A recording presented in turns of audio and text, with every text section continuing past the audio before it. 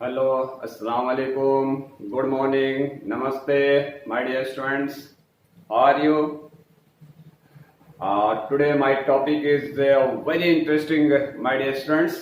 जिस चीज का आप लोग को इंतजार था माय डियर स्टूडेंट्स, वो चीज मैं लेके आ गया। आप लोग बराबर बोलते थे कि एमबीबीएस क्या होता है सर, और एमबीबीएस में क्या क्वालिफिकेशन एमबीबीएस के लिए और क्या करना पड़ेगा, कैसे एमबीबीएस में एडमिशन होगा, गवर्नमेंट सीट कैसे मिलेगी, बहुत सारे एमबीबीएस और नीट के बारे में आप लोग क्वेश्चन कर रहे थे। तो मेरा क्वेश्चन ये है माय डियर स्टूडेंट्स के write the relationship between MBBS and NEET. NEET और एमबीबीएस के बीच में क्या रिलेशनशिप है, तो मैं दोनों को डिटेल में बता रहा हूं माय डियर स्टूडेंट्स, इसलिए आप लोग गौर से देखेंगे। एमबीबीएस के बारे में मैं जो बताने जा रहा हूं माय डियर स्टूडेंट्स, उसमें से बहुत सारे ऐसे एमबीबीएस डॉक्टर्स भी हैं जिनको उस चीज का नॉलेज नहीं होगा जो चीज मैं बोलने जाऊंगा, लेकिन उसको आगे मैं बताऊंगा। आप लोग मेरे वीडियो को आगे तक देखते रहे, स्टेप बाय स्टेप आपको काफी अच्छी नॉलेज मिलेगी। चलिए मैं स्टार्ट करता हूं। सबसे पहले देखिए माय डियर स्टूडेंट, मैं डिटेल में स्टार्ट कर रहा हूं। तो एमबीबीएस एंड नीट, एमबीबीएस और नीट में क्या, सबसे पहले देखिए दोनों के बारे में क्या बोल रहे हैं कि हिंदी में क्या कहते हैं दोनों को। सबसे पहले हम एमबीबीएस का देखते हैं, चिकित्सा स्नातक और शल्य चिकित्सा स्नातक कहते हैं। एमबीबीएस का हिंदी होता है। एक चीज तो सीखे माय डियर स्टूडेंट्स। आइए नीट को हिंदी में क्या कहते हैं, राष्ट्रीय पात्रता व प्रवेश परीक्षा। ये नीट का हिंदी हो गया। चलिए माय डियर स्टूडेंट, अब इंग्लिश में क्या कहते हैं एमबीबीएस को। पहले नीट के बारे में आ जाते हैं माय डियर स्टूडेंट। मैं बताया कि एमबीबीएस के बारे में बताऊंगा। फुल फॉर्म क्या होता है नीट का, तो national eligibility cum entrance test. National eligibility cum entrance test, ये नीट का फुल फॉर्म होता है माय डियर स्टूडेंट्स, को याद रखना। क्योंकि आप लोग अगर नीट पढ़िएगा और नीट का फुल फॉर्म नहीं रहेगा तो बहुत अफसोस की बात होगी माय डियर स्टूडेंट्स। क्योंकि ताज कोचिंग सेंटर जो हमारा कोचिंग सेंटर है, मैं बेसिक से सब कुछ लेके चलता हूँ। अगर कोई कुछ पूछे भी तो मालूम है आपका फाउंडेशन अच्छा नहीं है तो फिर उससे वो गैस पता चल जाता है। बड़े बड़े कोचिंग में लोग पढ़ते हैं, लेकिन अगर फाउंडेशन अगर पूछा जाता है थोड़ा सा दाएं बाएं करने लगते तो अफसोस माय डियर स्टूडेंट। टीचर्स पर भी होता है, लेक्चर पर भी होता है, स्टूडेंट के ऊपर भी होता है। जो चीज भी जहां से आप स्टार्ट कीजिए, पहले उसका फाउंडेशन को पता लगाना जरूरी है, उसके बाद आगे बढ़िए। चलिए अब आइए माय डियर स्टूडेंट्स, हमको नीट को कंडक्ट कौन करता है। देखिए अभी हम सबसे पहले हिंदी बताएं, नीट का हिंदी क्या होता है, नीट का फुल फॉर्म क्या होता है इंग्लिश में, वो बता दिया। अब नीट एग्जाम को कंडक्ट कौन करता है, ये नीट एग्जाम को एनटीए, एनटीए एक बॉडी है जो आपको नेशनल टेस्टिंग एजेंसी होती है माय डियर स्टूडेंट्स, वो क्या करती है, नीट एग्जाम कंडक्ट कराती है। याद रखना ये सब बार बार जगह पर नहीं, बहुत कम जगह पर मिलता माय डियर स्टूडेंट्स, इसलिए सबको नोट कर लीजिए, मैं आप लोग से अपील करता हूं। तो नीट का एग्जाम को कंडक्ट कौन करता है, एनटीए करता है। एनटीए का फुल फॉर्म क्या हुआ my dear student, national testing agency होता है। ओके, और इसका हिंदी में क्या कहते हैं, एनटीए को हिंदी में क्या कहते हैं, राष्ट्रीय परीक्षा एजेंसी भी कहते हैं। इसका हिंदी में एनटीए को क्या कहते हैं, राष्ट्रीय परीक्षा एजेंसी। चलिए माय डियर स्टूडेंट, अब आता है सवाल कि नीट का एग्जाम कब होता है, क्या 7 के बाद होता है, क्या 8 के बाद होता है, क्या 9 के बाद होता है। नहीं माय डियर स्टूडेंट्स, नीट का एग्जाम 12 पास करने के बाद आप अपियर कर सकते हैं, आफ्टर 12 नीट का एग्जाम दे सकते हैं। ओके, अब आइए माय डियर स्टूडेंट्स, नीट का एग्जाम जो है वो एनटीए कंडक्ट करता है, वो तो पता चल गया, दोबारा लिया जाता है। नीट का एग्जाम क्लियर करने के बाद एमबीबीएस में एडमिशन होता है। याद रखना my dear students, my dear parents, my dear brother and sister and my dear friends, कि नीट का जब एग्जाम क्लियर होता है तभी आपके बच्चे बच्ची, आपके भाई बहन या आप एग्जाम एमबीबीएस में एडमिशन ले सकते हैं। नीट एग्जाम क्लियर होने के बाद, नीट एग्जाम जब क्लियर होता है तो आप किस में ले सकते हैं, आपका अगर अच्छा से अच्छा रैंक है तो आपको एमबीबीएस की सीट मिलेगी। अगर उससे थोड़ा कम है तो आपको क्या बीडीएस मिलेगा और आयुर्वेदिक वगैरह जितना भी उसके नीचे आपको फिर आ जाता फार्मेटी वगैरह, जैसा आपका रैंक कम होता है उस तरह से। लेकिन मेन बॉडी जो है आपको एमबीबीएस बीडीएस है, ये सब नीट के एग्जाम के बाद ही आपको सीट मिलती है। क्योंकि हर इंसान की ख्वाहिश होता है बचपन में अगर पूछा जाए क्या करोगे बाबू, तो डॉक्टर बनेंगे। अब तो खैर बहुत सारे सिविल सर्विस का भी नाम लेते हैं, लेकिन पहला जो होता है डॉक्टर और इंजीनियर का नाम लेते हैं। बच्चे बच्चे में आपको 7 ईयर 8 ईयर 9 ईयर, क्या बनोगे बेटा, क्या बनोगे बेटी, तो डॉक्टर। क्या बनोगे बेटा, इंजीनियर। तो ये डॉक्टर इंजीनियर का आपको बचपने से ख्वाब होता है। लेकिन एक चीज मैं बोलना चाहता हूं my dear student, my dear parents, my dear brother and sister, आप अपने अगर बच्चे बच्ची को या अपने भाई को या आप खुद कोई भी माय ब्रदर, माय सिस्टर या माय फ्रेंड्स अगर कोई एमबीबीएस करना चाह रहे हैं, तो ये ताज कॉन्सेप्ट कोचिंग सेंटर के सर की बात को याद रखना। और पेरेंट्स को भी मैं बोल रहा हूं कि अगर आप अपनी बच्ची को या बच्चे को जब एमबीबीएस कराने का इरादा कर रहे हैं, तो मैं जो अब बोल रहा हूं वो 100% आप उनसे सवाल कीजिए। और डायरेक्ट माय डियर स्टूडेंट, अगर आप मुझको सुन रहे हैं तो आप डायरेक्ट अपने से सवाल कीजिएगा जो अब मैं बोलने वाला हूं। माय डियर स्टूडेंट्स, जो आपको एमबीबीएस जो है ये कोई आसान खेल नहीं है। जब इसको खेलना चाहा खेला, जब उसको क्यूट करना चाहा क्यूट कर रहे नहीं माय डियर स्टूडेंट्स। ये कोई गर्लफ्रेंड और बॉयफ्रेंड का गेम नहीं माय डियर स्टूडेंट, कि 2 साल तक खूब मौज मस्ती किया, उसके बाद उसको छोड़ दिया, फिर दूसरे से फिर समझ रहे। ये काम एमबीबीएस में नहीं होता माय डियर स्टूडेंट्स। ये एकदम याद रख लीजिए कि वो फील्ड एकदम अलग है, ये फील्ड अलग है। उस फील्ड में आप जब चाहा जैसे भी चाहा चले गए, जब चाहा जैसे भी चाहा निकल गए। लेकिन my dear students, my dear brother and sister, my dear friends, ये फील्ड एकदम अलग है। अगर इसमें जाने का इरादा है तो आप अपने दिल पर हाथ रखकर ब्रेन से मजबूती से सोचिए, क्या आपका दिमाग, दिल और दिमाग दोनों 100% एक्सेप्ट कर रहा है?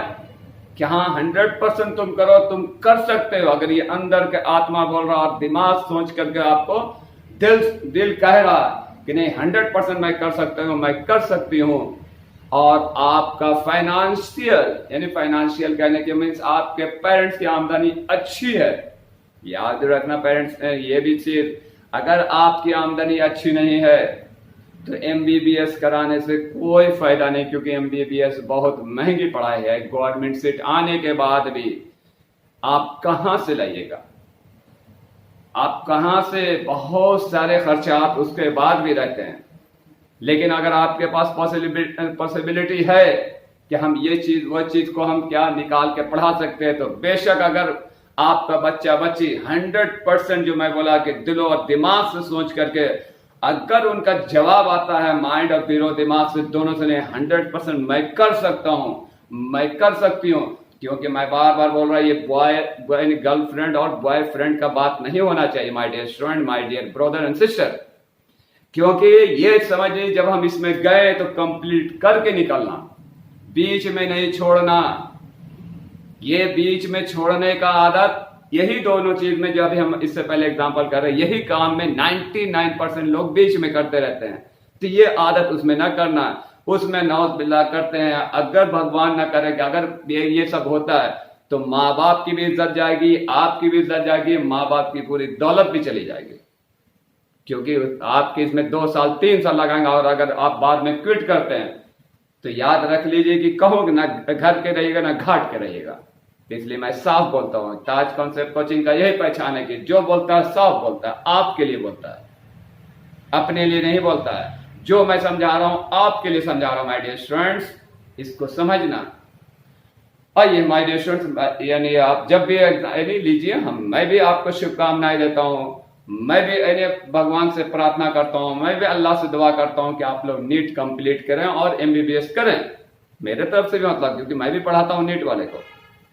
लेकिन मैं बोल रहा हूं कैसा स्टूडेंट होना चाहिए, जैसा अभी मैं बताया, दिलो दिमाग से एकदम 100% अगर आप तैयार हैं, डू एंड डाई करके मैं पढ़ूंगा, मैं कंप्लीट करूंगा, अगर आत्मा अंदर से कह रही तो 100% आप लीजिए। लेकिन अगर 50-50% है तो नो चॉइस, इधर नहीं मुड़ना, क्योंकि यह आपके बस की बात नहीं है। ये उन लोगों के बस की बात है जो 100% 8, 9, 10 से ही सोच के चलते हैं कि हमको करना हो, सब मेहनत करके चले। अगर कोई इंटर में, तो इंटर में डू एंड डाई करके मेहनत करके चला, तब वो जा सकता है। ये नहीं कि आप उठे पुठे डायरेक्ट नहीं हम एमबीबीएस करेंगे, तो नहीं नहीं नहीं, बस की बात नहीं है। ये 27 ईयर्स एक्सपीरियंस वाला टीचर बोल रहा है, तो इसलिए आपकी भलाई के लिए बोल रहा है, क्योंकि आपका पैसा नहीं जाए और 3 साल 4 साल में जो आपका कंप्लीट एकदम पेपर नहीं निकला, एकदम बेबस होकर के, पागल होकर के लास्ट में क्विट कर जा रहे हैं। क्यों? अपनी पहले अपने को देखो, उस काबिल थे, उस काबिल थी नहीं, अब मुंह छिपा के काले पना लगा काहे को रो रही हो, काहे को रो रहे हो? ताज कॉन्सेप्ट कोचिंग सेंटर का सर बोला नहीं था कि बाबा कभी मत लेना मेडिकल में एडमिशन, नीट में अगर तुम क्वालिफाइड हो गए तो 100% तुम लो, अगर अनक्वालिफाइड होते हो किसी तरह से कोई बड़ी डिग्री में, और अगर क्वालिफाइड हो भी जाते तब भी तुम्हारा माइंड क्या कर रहा है कि 100% तुम उसके ऊपर जमोगे, तुम कंप्लीट करोगे, क्योंकि ये 5.5 इयर्स का कोर्सेज है। अब ये नहीं कि तुम 1 साल 2 साल के बाद क्विट कर जा रहे, नहीं, एक लंबी पढ़ाई है। ये पढ़ाई करने के बाद एमबीबीएस की डिग्री मिलती है। अगर उतना तक तुम्हारे अंदर इन्हें मेहनत करने और उतना टाइम तुम्हारे तक यानी पूरे टाइम लगा सकते हो उतना, तब 100% करो। मैं शुभकामनाएं देता हूं। नीट का क्वालिफिकेशन आपको योग्यता होता 12वीं में कम से कम 50% मार्क्स लाना। 50% अगर मार्क्स आ रहा माय डियर स्टूडेंट, तो आपको इंटरमीडिएट में, तो आप नीट के लिए एलिजिबल हैं, लिखने नीट टेस्ट के लिए लिखने के लिए एलिजिबल है। एज जो लिमिट है माय डियर स्टूडेंट, वो जनरल कैटेगरी के लिए कितना 17 से 25 ईयर्स तक ही है, लेकिन SC ST और OBC के लिए माय डियर स्टूडेंट्स 30 ईयर्स है, 30 ईयर्स तक वो लिख सकता है एग्जाम। उसके बाद ये कंपलसरी जो है आधार कार्ड, उस जो नीट लिख रहा है उसके नाम का आधार कार्ड होना कंपलसरी है।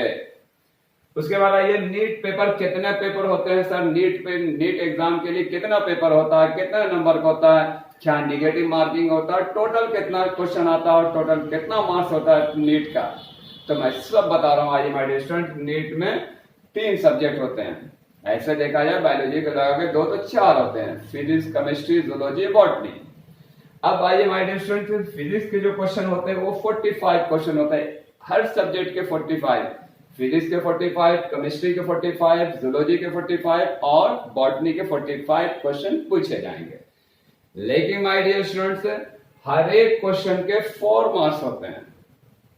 हर एक क्वेश्चन का जो आपका मार्क्स कितने होते हैं? 4 होते हैं। मैं यहां दिखा रहा हूं, फिजिक्स का 45, each question 4 marks, 45 into 4 is equal to 180। Okay my dear students. उसके बाद chemistry 45 into 4 is equal to 180। उसके बाद zoology 45 into 4 is equal to 180। उसके बाद botany 45 into 4 is equal to 180, total 720। इधर टोटल कितना हो रहा है क्वेश्चन? 45 + 45 + 45 + 45, 4 बार 4 times 45 is equal to 180 question होते हैं। अब ये एमबीबीएस जो है माय डियर स्टूडेंट्स, ये आपको मैंने बोला कि बहुत सारे डॉक्टर भी ऐसे हैं जो एमबीबीएस का एक्चुअल फुल फॉर्म नहीं बता पाएंगे, और बहुत सारे डॉक्टर ऐसे हैं जो जिनको मालूमात है, जिनमें से मेरे नजरों के सामने genius person, genius doctor, genius engineer, genius MD mister Yasir Tajdar sahab, जो पटना के रहने वाले, इससे पहले वीडियो में मैं तस्करा किया था, लेकिन यहाँ पर एमबीबीएस का हो रहा था, पार्टिकुलर एमबीबीएस हो रहा था, उनका नाम ना ले तो फीका पड़ जाएगा माय डियर स्टूडेंट्स। ये ऐसा हो ही नहीं सकता, क्योंकि मैं उनको 22 ईयर्स 23 ईयर्स से तकरीबन उनको देखा, और जीनियस है, जीनियस में हर चीज में जीनियस लगाया। तो कहने के मीन से कि 1-2 लाइन उनके लिए जरूर बनता है, ताकि आप लोग उससे इबरत आमोद लीजिए, यानी उससे सबक सीखिए। तमाम पेरेंट्स को भी बोल रहे हैं कि अपने बच्चे बच्ची को यासिर ताजदार के जैसा स्टूडेंट बनने के लिए बोलिए, लड़के और लड़की को अपने 100% अगर आप उनको वहां तक कन्विंस कर लिया तो 100% वो लड़का लड़की 100% सक्सेस हो जाएगा, मेरा गारंटी, मेरे वादा। वो बच्चे जिस वक्त वो सबसे पहले इंजीनियरिंग करने का आए गुलबर्गा, इंजीनियरिंग किया उन्होंने केवियन इंजीनियरिंग कॉलेज से, बाद में उन्होंने क्या किया, उनकी पढ़ाई उनको बस नहीं हुई, क्योंकि एक जीनियस पर्सन, उन्होंने 4 साल में इंजीनियरिंग पूरे फर्स्ट क्लास से अच्छे मार्क्स ला करके डिस्टिंक्शन लाकर उन्होंने क्या किया, पास किया। उसके बाद उनसे बस नहीं हुआ, उसके बाद उन्होंने एमबीबीएस किया। एमबीबीएस करने के बाद भी उनको बस नहीं हुआ, उसी कॉलेज में एमबीबीएस भी है, मेडिकल भी है, वहीं से एमबीबीएस भी कंप्लीट किया। उसके बाद उन्होंने एमडी किया और आज जो है पटना एम्स कॉलेज में जॉब पर है। तो माय डियर स्टूडेंट, वाकई में वो एक जीनियस पर्सन है। कहाँ इंजीनियरिंग, कहाँ एकदम इंजीनियरिंग और आपको मैथ्स का और बायो का एकदम अलग कॉन्सेप्ट। पागल हो जाएगा इंसान, मैथमेटिक्स वाला एक बार बायोलॉजी में जाएगा तो पागल किस तरह करेगा। लेकिन जीनियस, गॉड गिफ्टेड माइंड, जिसको भगवान चाहे उसको कुछ भी हो सकता है बेशक। इसीलिए कहा जाता है कि आदमी के एग्जाम्पल, ऐसे आदमी को लो, ऐसे आइडियोलॉजी बनाओ, ऐसे आइडियल बनाओ, ऐसे पर्सन को जिससे हमको कुछ देखने सुनने के बाद उससे हम इबरत सीखें, उसके ऊपर चलें। भगवान हमको यानी वो कामयाबी देगा, पक्का देगा भगवान। इसलिए आप लोग यासिर ताजदार को यानी अपना आइडियल मानिए और 100% आप कामयाब होइएगा। उसके बाद उनकी शादी भी, जो शादी वगैरह जो हुई वो भी एक रॉयल फैमिली में हुई। बहुत अच्छे उन लोग भी, यानी आपको फैमिली के सारे लोग हैं बहुत अच्छे। तो यानी पूरी फैमिली जो है खुशहाल है। उसके बड़े भाई भी अपने इंजीनियर हैं, वो भी बहुत यानी आपको क्या जीनियस पर्सन में रहे, वो भी कनाडा वगैरह बाहर जाकर का अच्छा। यानी कहने के लिए भगवान पूरी तरह से भगवान को याद करते हुए, अल्लाह को याद करते हुए अपनी जिंदगी को पूरे गुजारे उन लोगों ने। उनके फादर अपने एक जीनियस पर्सन में से, जो यानी वो भी डॉक्टर, तब तो इस दुनिया में नहीं है। अल्लाह उनको जन्नतुल फिरदौस में आला साला मुकाम अता फरमाए। और अभी कुछ महीना, कुछ साल पहले अभी उनका इंतकाल की खबर आई, लेकिन मैं हैदराबाद में था। तो ये सारी चीज अल्लाह उन्होंने अपने औलाद को किस तरह से समेटा कि आज पूरी दुनिया में नाम हो रही, दुनिया में, इंडिया में नहीं, बाहर वाले भी जो लोग जान रहे तो वो भी। हाँ, और मैं तो लेक्चरर हूँ, तो मुझे तो एग्जाम्पल देना जरूरी बनता है, क्योंकि मैं स्टूडेंट को क्या करता हूँ, हमेशा इंक्रीजिंग ऑर्डर में रखना चाहता हूँ। तो इंक्रीजिंग ऑर्डर में कोई भी आइडियोलॉजी, किसी चीज का आइडिया, जिसकी सोच, जिसकी सारी थिंकिंग, सारी चीज, जिसका मेहनत, हर कैटेगरी से जो इंसान फिट हो, तो उसका एग्जाम्पल को स्टूडेंट को क्या करना चाहिए, सामने रख के उसको यानी आइडियल मान करके उसके ऊपर अपने मेहनत करते हुए वहां तक जाना। अल्लाह भगवान गॉड जरूर आपका मदद करेगा। चलिए मैं आगे आता हूँ। अब एमबीबीएस, बहुत सारे ऐसे डॉक्टर हैं माय डियर स्टूडेंट जिनको एमबीबीएस के बारे में जो पता है, लेकिन बहुत सारे ऐसे अभी भी मैं बोल रहा हूँ कि जिनसे पूछा जाए कि एमबीबीएस है, एम से हो रहा, एम से स्टार्ट हो रहा, लेकिन एमबीबीएस का फुल फॉर्म बैचलर से क्यों स्टार्ट हो रहा, बी से क्यों हो रहा, ये क्वेश्चन कर दीजिए। तो वो जेनविन में अपने 5.5 इयर्स में कंप्लीट किया, जीनियस पर्सन भी रहा दूसरा। ये तो खैर बहुत सारे में, ये हमारे जो खास जो यासिर ताजदार, ये तो इसलिए कि ये इंजीनियरिंग किए और इंजीनियरिंग की पूरी बारीकी चीज को खंगाल के पढ़े। उसके बाद जो मेडिकल की बारीकी चीज हुई, इनका तो एक्सेप्ट छोड़ दीजिए। इन बहुत सारे एमबीबीएस वाले जानते, उनमें से ये सबसे ऊपर ये सब कुछ जानते हैं, ये तो मैं कॉन्फिडेंस है बोल। लेकिन बहुत सारे को नहीं मालूमात होना, तो वो भी इंसान है, कोई गॉड नहीं है। बोला जाता है कि गॉड, ये दूसरे गॉड उसको, लेकिन हम लोग में नहीं। हम लोग हाँ डॉक्टर हैं, अच्छे हैं, यानी बहुत सारी चीज उनके हाथ में सब चीज रहती है, लेकिन इंसान है, उनसे भी कुछ गलतियां हो सकती हैं। तो ये चीज हम बता रहे हैं कि एमबीबीएस का जो है bachelor of medicine and bachelor of surgery जो बोला जा रहा, bachelor of medicine and bachelor of surgery बोल रहे, तो बी से क्यों स्टार्ट हो रहा, एम से, जबकि एमबीबीएस है। अरे बात तो सही है, ये ताज कॉन्सेप्ट कोचिंग का सर का तो बात तो एकदम 100% सही है। और बी से क्यों यानी फुल फॉर्म लिखा जा रहा है ना दम। तो आइए ये मैंने एमबीबीएस का फुल फॉर्म जो बोला, bachelor of medicine and bachelor of surgery. तो bachelor of medicine and bachelor of surgery जो है इंग्लिश ट्रांसलेशन, यानी इंग्लिश में उसको कहा गया bachelor of medicine and bachelor of surgery. लेकिन इससे पहले ये लैटिन वर्ड में जो था उसको क्या कहते हैं वो देखिए एक नजर यहां। अब इसने बैचलरियस सर्जरी चूजेस, लैटिन लैंग्वेज में मेडिसिन है, बैचलरियस सर्जरी एंड चूजेस जो है ये लैटिन वर्ड में है। तो इसको जो ट्रांसलेट किया गया वो किस में किया गया, माय डियर स्टूडेंट, इंग्लिश में, जिसको क्या किया गया, ये एम से शुरू हो रहा, लेकिन इसको जो ट्रांसलेट इंग्लिश में किया गया तो इंग्लिश लैंग्वेज में बी से शुरू किया गया, bachelor of medicine and bachelor of surgery. Okay my dear students, अब आइए आगे।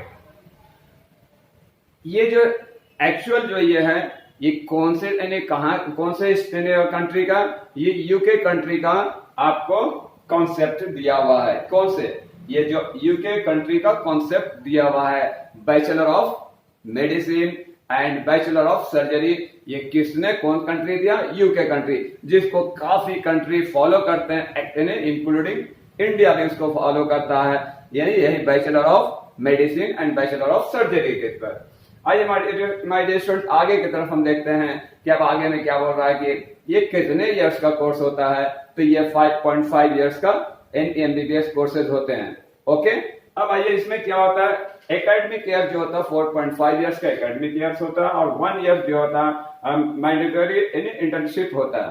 ओके, उसके बाद एक total marks, total MBBS seat in India, total MBBS seat जो है इंडिया में कितनी है, तो अराउंड जो है 66,000 है, लेकिन 66,000 से भी ऊपर है।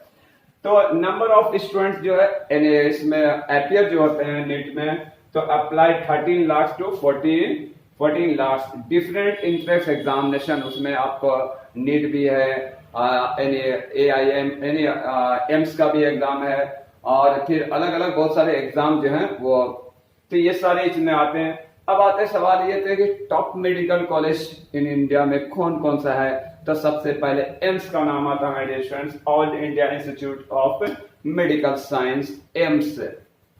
उसके बाद सेकंड में आता है Maulana Azad medical college New Delhi. उसके बाद थर्ड में आता है arm force medical college AFMC। Okay my dear student, ये तीन जो है टॉप मोस्ट, ऐसे बहुत सारे और भी हैं, लेकिन ये तीन जो है नंबर 1, नंबर 2, नंबर 3 पर चल रहे हैं।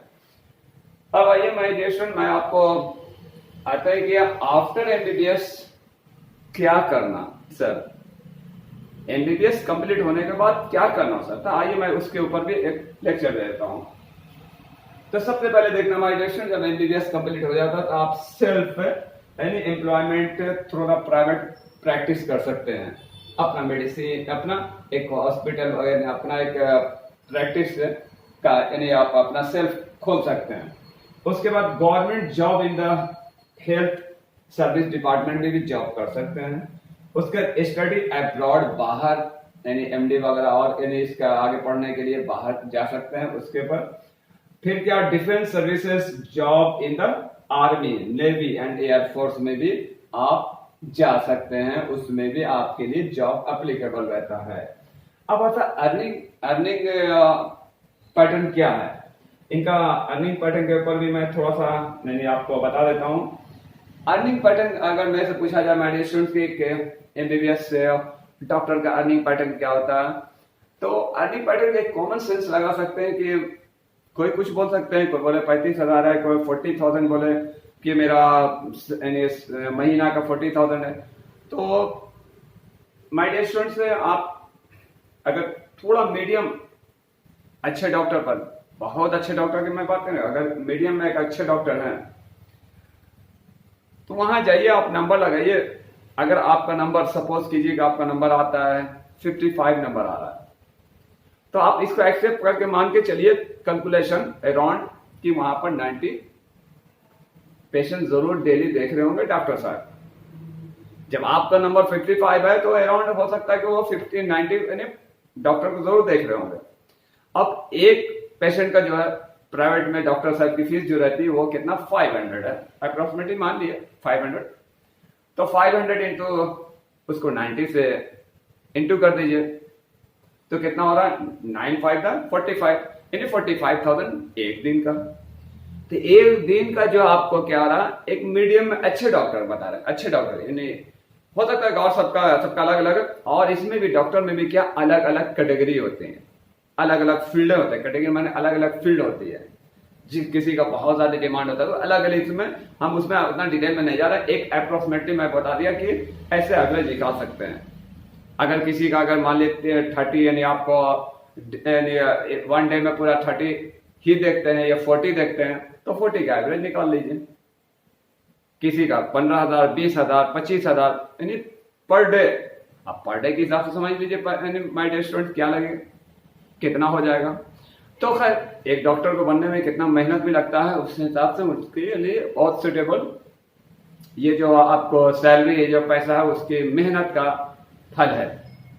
चलिए उसके बाद में ये तो समझ में आ गया कि अर्निंग मनी भी काफी अच्छे होते हैं, लेकिन कब कंप्लीट करने के बाद माय डियर स्टूडेंट्स, जब कंप्लीट कर लीजिएगा तो पूरे यानी जमीन आसमान आप सोचिएगा अब तो मेरा हो गया, ऐसे खुशी से आप झूम उठिएगा।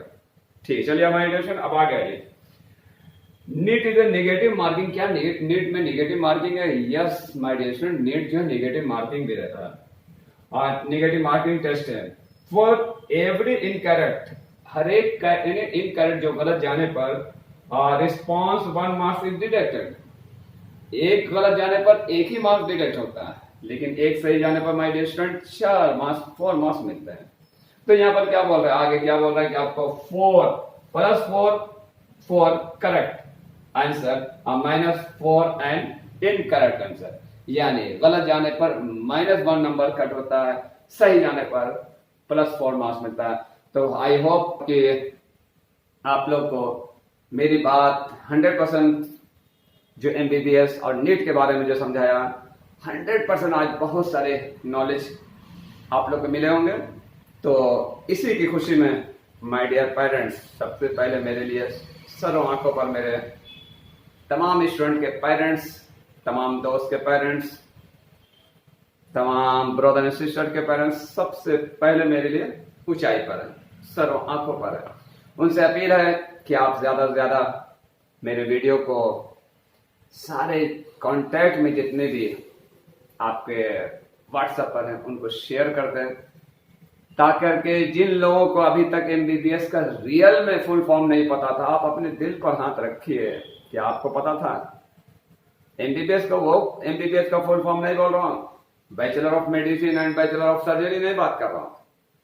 जो मैंने लैटिन वर्ड में बताया वो पता था तो 95% बोलेंगे हाँ सर नहीं पता था। अगर नहीं पता था आज पता हो गया तो सबको आप व्हाट्सएप से सेंड कीजिए, ताकि जो अपने लिए अच्छा सोचे तो दूसरों के लिए भी अच्छा सोचे। अपने बच्चे को ये तालीम दीजिए कि बेटा सबको सेंड कर दो। वाकई में सर सही बोल रहे बेटा, अगर कीजिएगा तो मेरा दिल का हौसला, मेरे दिल को क्या होगा, तसल्ली मिलेगा माय डियर पेरेंट्स।